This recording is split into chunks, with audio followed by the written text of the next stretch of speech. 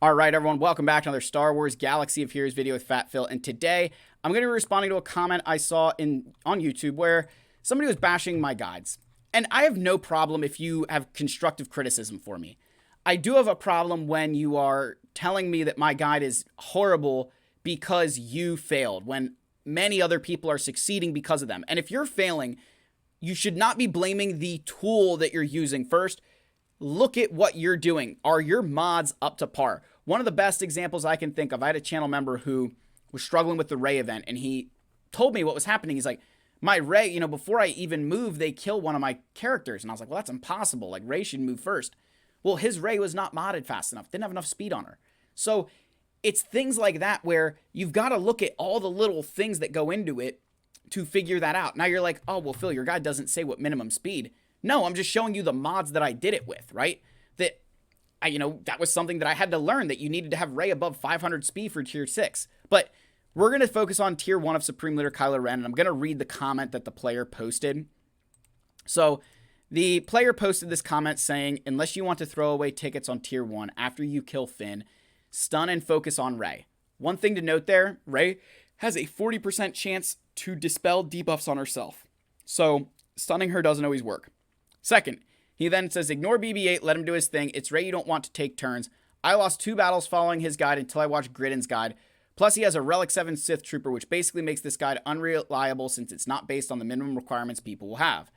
So, I'm sorry that my Sith Trooper's Relic 7 from when I got Leviathan, but we're going to go ahead and prove to you that it's really all about the strategy and that mods do play a part here. So I'm going to go in with this team. We're not even going to bring Sith Trooper. If you're curious on what people's mods are, Kylo and Hux have never changed.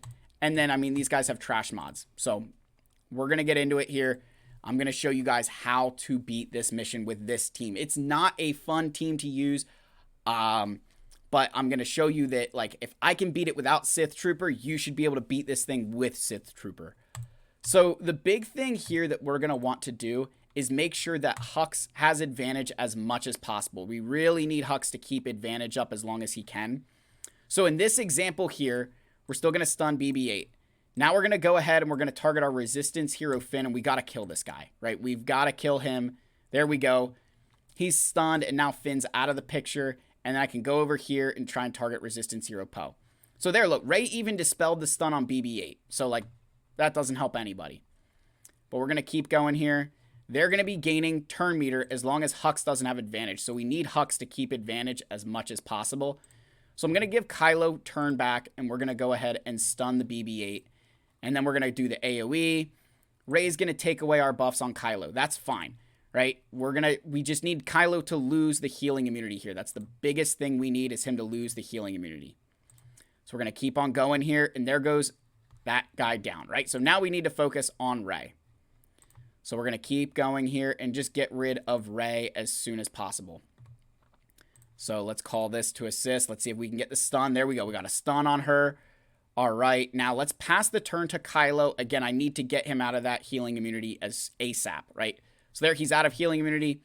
Rey got out of stealth. Okay, now we're going to heal back up. Let's go. Come on.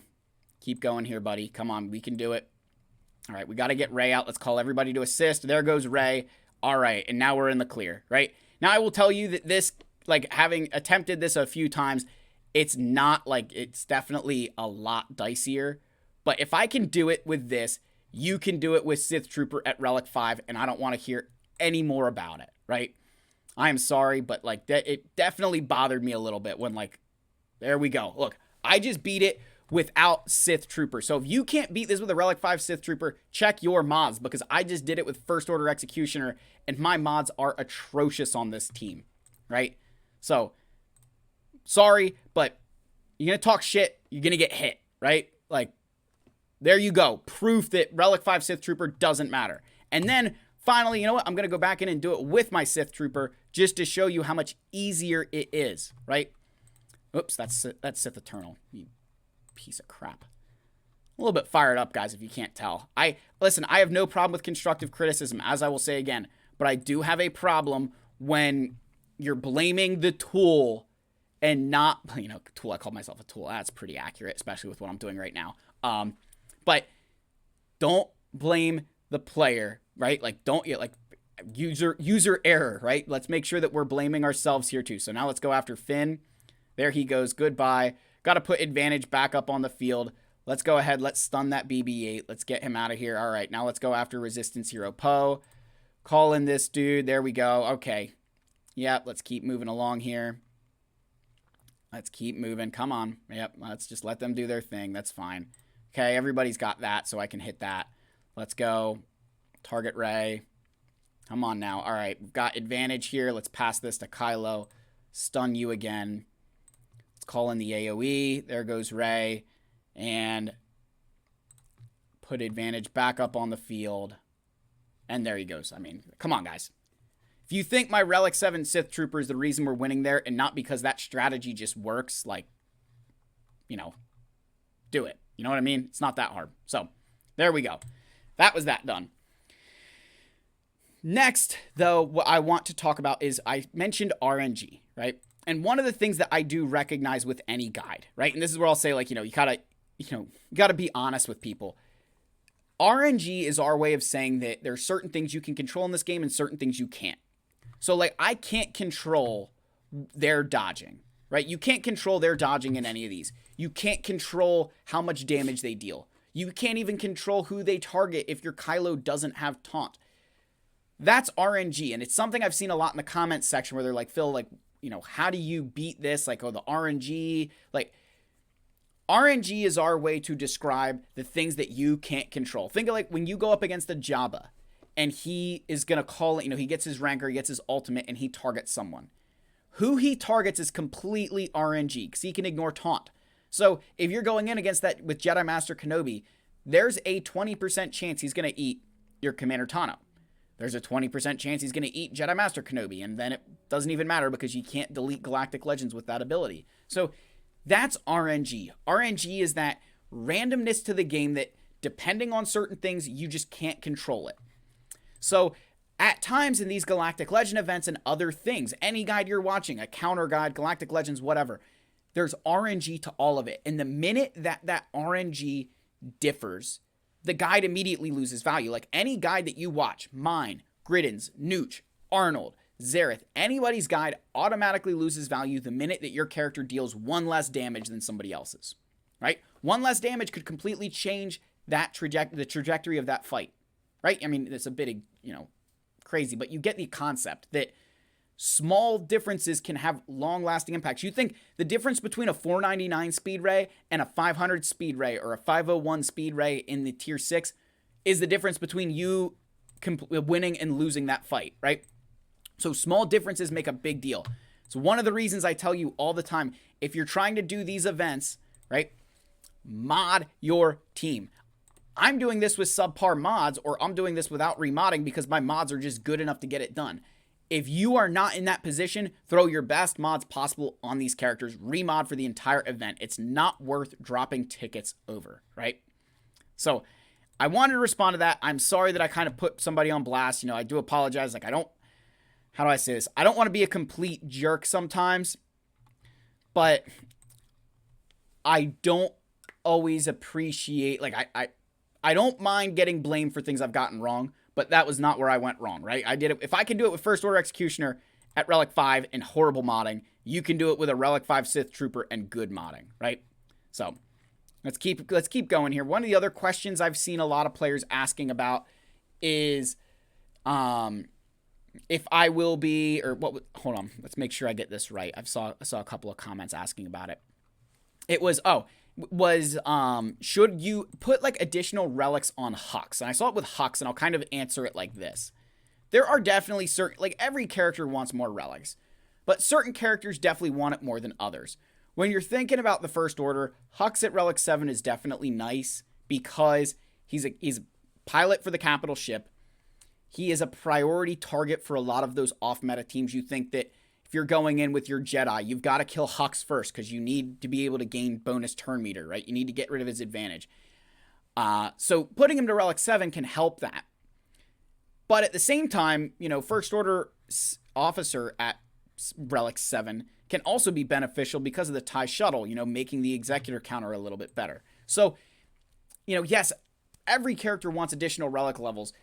The way how to answer who wants it more really comes down to why you're asking. If you're trying to make the best executor counter possible, First Order Officer to Relic 7 is going to be far more valuable than General Hux. If you're placing your Kylo team on defense and you're trying to make it a harder team to beat, Relic 7 on General Hux, definitely crucial, right? So that would be that example. Another one that I love is like Galactic Legends 2 Relic 8, right? I see this a lot. Like, if you want to be smart, what you're going to do first, like if I was to go to, I'm trying to think, my Hutt Cartel here, right? So I could take Jabba to Relic 8, but the rest of my team's only at Relic 5. So I'm not helping myself. I've mentioned this before, but I've seen a lot of players, kind of got me into it. Like, if you're going to increase relic levels, ask yourself, what is the purpose of that relic level? Like, are you trying to make your Jabba team tougher? Because if so, take these guys to Relic 6. Take them to Relic 7 before you worry about Jabba to Relic 8. So that's another thing there, right? Think about what you're really asking. And then finally, guys, I've seen a couple players asking about mod fundamentals, some mod videos. I've got a lot of mod videos on the channel, right? I've got a lot of mod videos on this channel. So what I would recommend doing is kind of just searching mods on my channel, and you can kind of see those videos, and then you can see if I've got what you're already asking for. Because I could do a fundamentals of modding video, and if you guys want that, you let me know in the comment section. More than happy to do that. But I'd really love if, when you guys ask for those things, like, you got to be a little bit more specific. Like, what is there a specific team that you want me to cover? Or is it like just, hey, Phil, how do I know when a mod is good? Because I can go over those things, but I'm not going to lie. A lot of people don't like modding videos. They don't always do that well. And I think there's some really good information because mods are not the most exciting thing to talk about, but they're exciting to brag about. You get those 28 speed mods and it's friggin' awesome. You know what I mean? Like, you go in and you find those really fast mods and you're like, yeah, that's such a cool mod. Like, that's the stuff people love to talk about, right? We love to brag about mods like this and this and this. We don't like to brag about the mods that are, like 5 speed. I get it, But yeah, we love to brag about the fast ones, but we don't always love to brag about the ones that are not nearly as good. So, I think with fundamentals of modding, more than happy to do something, but at least check out the channel and let me know what you guys think there. So that's the end of this video, guys. I had to chirp back a little bit. I don't try to always be a jerk, but I think that it was warranted because obviously the guide works, and I was able to follow that strategy with a First Order Executioner. Again, please do not try the First Order Executioner yourself. It is not recommended. That is not a team that I would say is consistently going to win, but it works. So let me know your thoughts down below. Like, subscribe. I love all you, including if you put bad comments. I still love you. I still appreciate helping the algorithm on the channel. So if you want to keep commenting bad things, as long as you're commenting and liking the videos, that helps me. So I love all you guys. May the Force be with you, and I'll see you in the next one. Cheers.